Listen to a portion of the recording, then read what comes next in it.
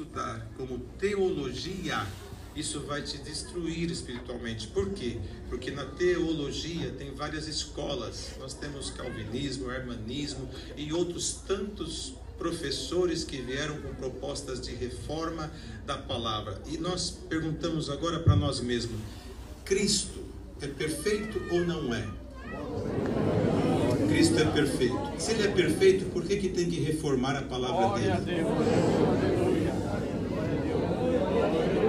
Primeira pergunta é essa. Segunda pergunta: para pregar tem que estudar. Para pregar tem que estudar? Tem que ser estudado. Então Cristo nasceu aonde? Belém da Galileia, numa tribo das mais simples, tanto que falar na palavra, a profecia: e tu, Belém, não diga que tu és a menor das capitais, pois de ti nascerá o Salvador do mundo.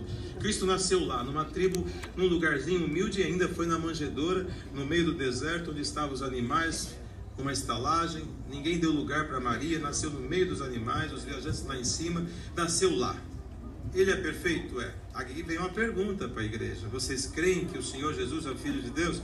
Creem? Eu vou perguntar para a igreja. Vocês não incomodam não, isso aqui é um culto especial, então a gente pode perguntar. Só responde sim ou não. Crê que Jesus Cristo é o Filho de Deus? Sim. Crê que Ele é perfeito? Sim.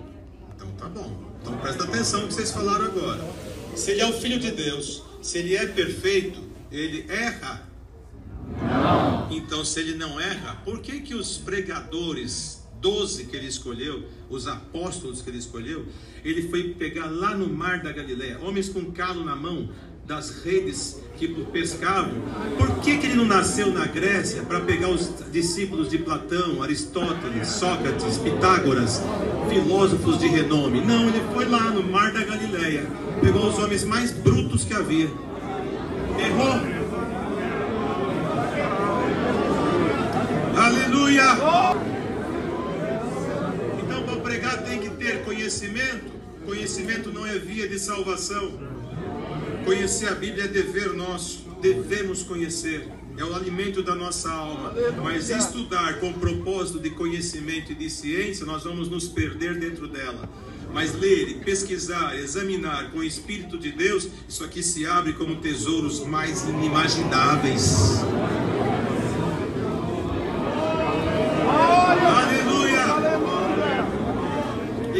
Que estão pregando e anunciando que esta virtude que estamos sentindo não é mais aceita, não creem no dom de novas línguas.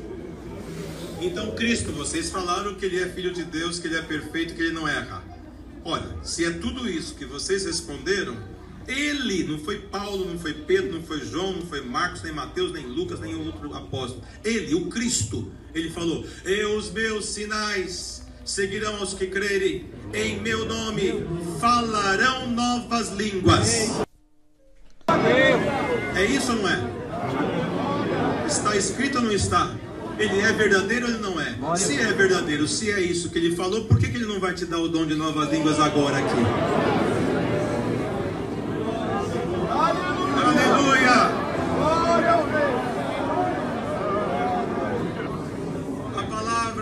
Tem que ser audível, entendível, perfeito. Isso é muito claro. Mas preste atenção numa coisa.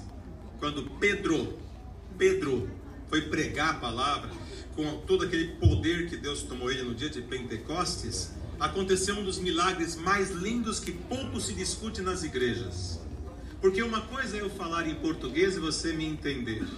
Outra coisa é o Senhor me tomar num idioma diferente e você perceber que eu estou falando num idioma diferente. Mas Pedro, quando saiu para pregar com aquelas pessoas que lá fora diziam estão embriagados, o Espírito de Deus o tomou. E diz a palavra de forma explícita que ele pregava, porque o discurso foi de Pedro, não foi dos outros, foi Pedro que pregou.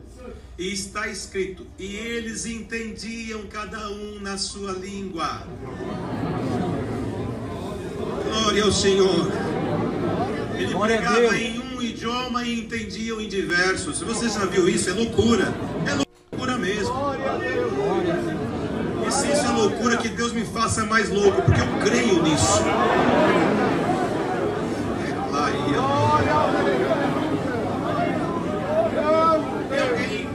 E tem aqueles que não aceitam aceitam esta presença de Deus, não aceitam Deus visitar a igreja, não aceita você manifestar. Acha que é exagero, que é fanatismo, que não precisa de tudo isso. Estão extinguindo o Espírito. Então aprenda uma coisa, de forma muito clara. Vamos conversar sobre isso aqui, rapidinho. Se você não crê em dom, não crê em virtude, não crê no glória que toma a igreja, não crê na manifestação de novas línguas, não tem problema. Batizou, creu, converteu, serve a Deus até o fim dos teus dias, sem criticar, sem condenar, sem roubar, sem matar, sem trair, sem adulterar, sem fazer nada que seja transgredir o mandamento da palavra. Você vai para o céu. Pode ter certeza, porque Deus é muito justo. Não vai colocar você com obras perfeitas no inferno. Você vai para o céu, louvado seja Deus. Mas faz um favor para a igreja. Fica no seu posicionamento, mas não ignore quem ama os dons de Deus.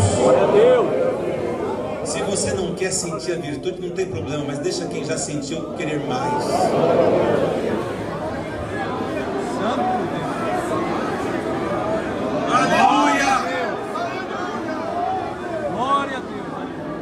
Está a palavra, nós estamos dentro da palavra. Mas esse clamor, esse barulho, irmãos, guardem isso. Muitos se escandalizarão no meu nome, disse o Senhor. Alguns já não aceitam o ósculo, porque acham que isso é algo que não se aplica mais, não aceita mais o véu, porque isso é uma doutrina diferente, já vão torcendo a palavra. Fiquem firmes. Fiquem firmes. E o pior é não aceitar o Espírito Santo visitando a igreja. Então, se você não aceita, vamos dentro da palavra, que é a palavra que nos defende, né? Quando o Senhor derramou no dia de Pentecostes a sua presença sobre os seus apóstolos, diz assim, que foram viram línguas como que de fogo que caíram sobre eles. Ouviram um som impetuoso que entrou naquele lugar. E aí vem, lá fora, veja que eles estavam num dia de festa. E dia de festa naquele povo era muito barulho. Era gente da Mesopotâmia, de outros lugares distantes. Chegava aqueles viajantes estrangeiros e gente vendendo todo tipo de coisa que você possa imaginar. Aquele barulho, aquele ruído na rua. Lá fora, eles ouviram a manifestação lá dentro. Se você estivesse lá, o que você ia fazer? Cortar todo mundo? Falar que estava todo mundo na carne? Que é exagero, que é fanatismo? Fica você achando que é isso. Quem sente o Senhor não aguenta. O poder de Deus toma.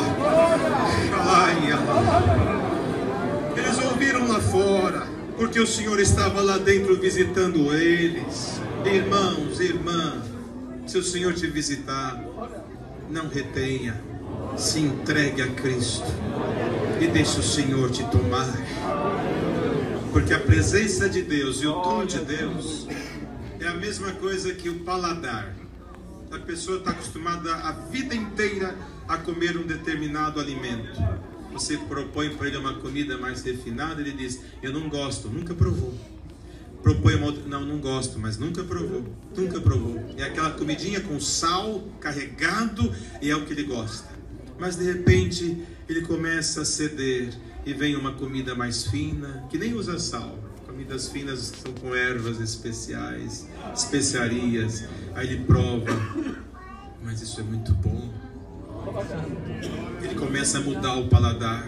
Quando ele muda para cá, ele começa a provar outros tipos de prato e o paladar vai aguçando. Ele começa a perceber todo tipo de tempero.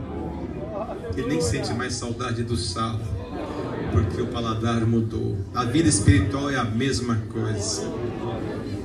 Se você deixar o Senhor te servir com especiarias do céu hoje, a tua fome pelas coisas de Deus vai mudar tanto, que você vai começar a trocar as horas da madrugada nos sites pornográficos pelas horas da madrugada em oração, em temor, em reverência, em virtude, em busca de Deus.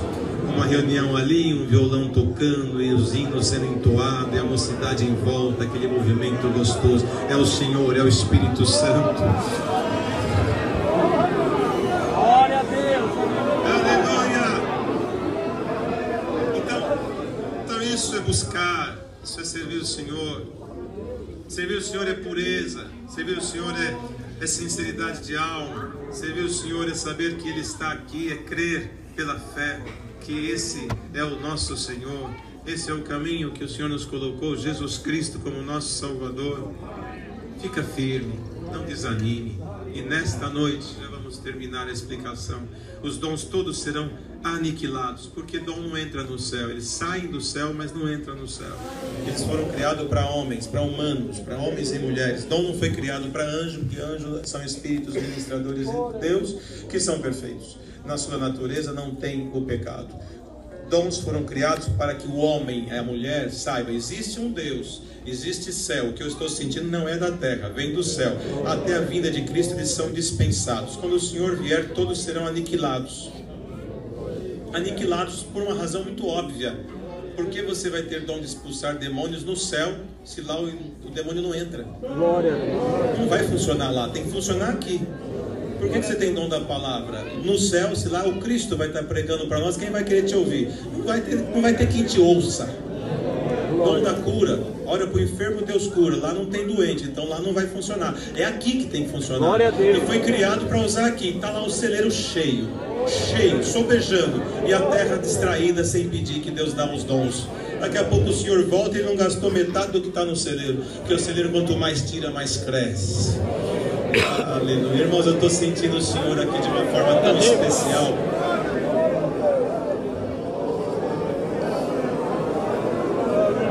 Glória a Jesus. Tantos dons que tem no céu e tanta igreja fria que não crê mais que eles existem. Mas aqui nós encontramos um povo que crê, e o Senhor nos faz saber: me agradei da vossa fé. Santo é o Senhor. Tem dons que se manifestam até na nossa profissão. Até na profissão. O irmão é um administrador e as coisas fecham diante do irmão. O que Deus deu para José do Egito? Não foi novas línguas, não foi cura de enfermo, foi o dom de administrar. E ele fez o quê? Aqui vocês têm Harvard, uma faculdade renomada no mundo inteiro, que só o diploma já abre portas. José, qual a faculdade dele? Uma prisão, um sebo, úmida, escura. E qual foi o diploma dele? Vocês vão em 3 dias servir o rei. Um vai servir isso, outro vai servir aquilo. Quando estiver lá, lembra de mim. Esqueceram dele. Mas o Espírito de Deus moveu a terra e lembraram do prisioneiro José. Saiu da prisão prisioneiro, não voltou nunca mais, porque sentou do ladinho de Faraó. Você administra tudo. Como? Não estudou nada. O dom de Deus desceu ali. Compra, venda, negocia, põe aqui, cresce ali, amplia o celeiro lá, faz aqui, faz ali. O que é isso? É Deus abrindo a mente. Por quê? Porque a inteligência também é um dom de Deus. E você pode levar esse dom hoje. No campo da saúde, quantos remédios, medicamentos que são por o homem desenvolvidos e funcionam e são eficazes, mas tem momentos em que a doença não se resolve com remédio. E você está aqui e você pode levar esse dom hoje, e a sua ou o seu paciente olhar para você e falar: doutora, e agora? Você tem a coragem de olhar para ele e falar assim: agora o meu diploma não vai funcionar, mas o Deus que eu sirvo, se você crê, eu oro aqui agora, é o melhor remédio que eu vou te dar. A receita é esta: crê em Deus, em nome de Jesus Cristo.